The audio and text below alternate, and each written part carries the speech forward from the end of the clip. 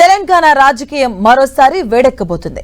కాంగ్రెస్ సర్కార్ 1000 రోజుల పాలన పూర్తి చేసుకుంటున్న తరుణంలో బీఆర్ఎస్ భారీ కార్యాచరణకు సిద్ధమైంది. హామీలు, గ్యారంటీలు, డిక్లరేషన్లు, వాటి అమలులో సర్కార్ వైఫల్యాలను ఎండగట్టేందుకు ప్రత్యేక ప్లాన్ చేసింది.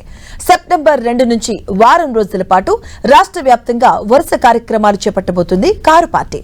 అయితే ఈసారి కేవలం సభలు, ధర్నాలకే పరిమితం కాకుండా వర్గాల వారీగా హామీల బకాయిలను లెక్కిస్తూ బాకీ కార్డులతో ప్రజల్లోకి వెళ్లాలని నిర్ణయించింది.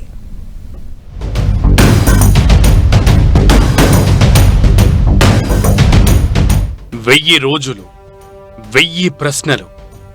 కాంగ్రెస్ ప్రభుత్వాన్ని టార్గెట్ గా చేసుకుని బీఆర్ఎస్ కొత్త రాజకీయ కార్యాచరణకు తెరతీస్తోంది. సెప్టెంబర్ 2 నుంచి వారం రోజుల పాటు రాష్ట్ర వ్యాప్తంగా కార్యక్రమాలు నిర్వహించేందుకు గులాబీ పార్టీ సిద్ధమైంది.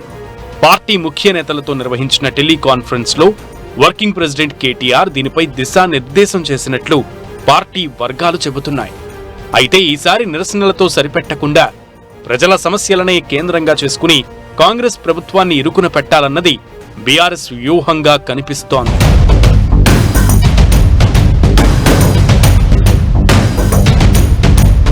కాంగ్రెస్ పార్టీ అధికారంలోకి రావడానికి ముందు ఇచ్చిన హామీలే తమ ప్రధాన అస్త్రంగా మార్చుకోబోతోంది బీఆర్ఎస్.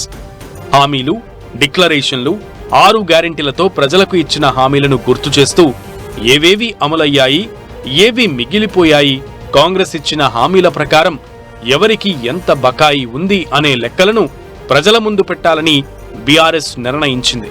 ఇందులో భాగంగానే బాకీ కార్డులు అనే అస్త్రాన్ని సంధించేందుకు సానబెట్టింది. ఒక్కో వర్గానికి ప్రభుత్వం నుంచి రావాల్సిన ప్రయోజనాలు, ఆర్థిక సాయం, హామీల అమలు పరిస్థితిని లెక్కల రూపంలో ప్రజల్లోకి తీసుకెళ్లాలని నిర్ణయించింది.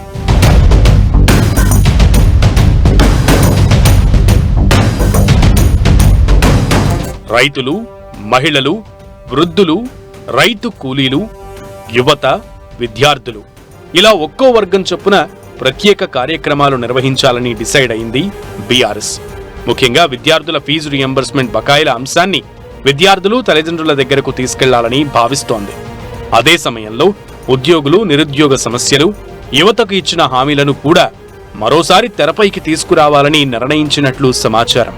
మొత్తంగా కాంగ్రెస్ ఏమి ఇవ్వలేదో చెప్పడంతో పాటు ప్రజలకు ఇంకా ఏం రావాల్సి ఉందో చెప్పాలన్నదే గులాబీ పార్టీ ప్లాన్.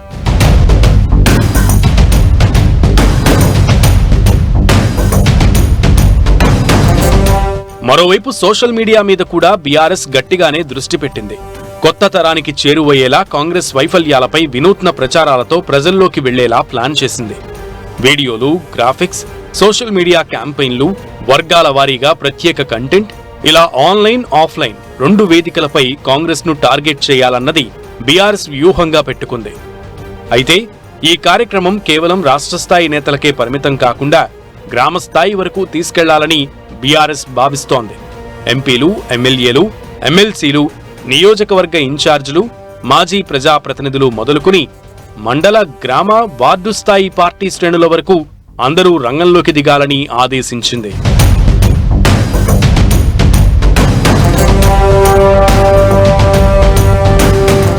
సెప్టెంబర్ 2 నుంచి తెలంగాణలో గులాబీ పార్టీ గేరు మార్చబోతున్నట్లుగా సంకేతాలు కనిపిస్తున్నాయి. 1000 రోజుల కాంగ్రెస్ పాలనను టార్గెట్ చేస్తూ బీఆర్ఎస్ మొదలు పెడుతున్న ఈ ప్రచారం రాబోయే రోజుల్లో రాష్ట్ర రాజకీయాలను మరింత వేడెక్కించే అవకాశం ఉంది.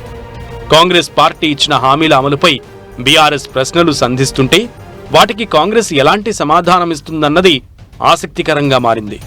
ఓవైపు 1000 రోజుల పాలన, మరోవైపు బీఆర్ఎస్ సమరభేరి, ఇవన్నీ చూస్తుంటే తెలంగాణ రాజకీయాల్లో మరోసారి మాటల యుద్ధం ఓ రేంజ్కు చేరుకునేలా కనిపిస్తోంది.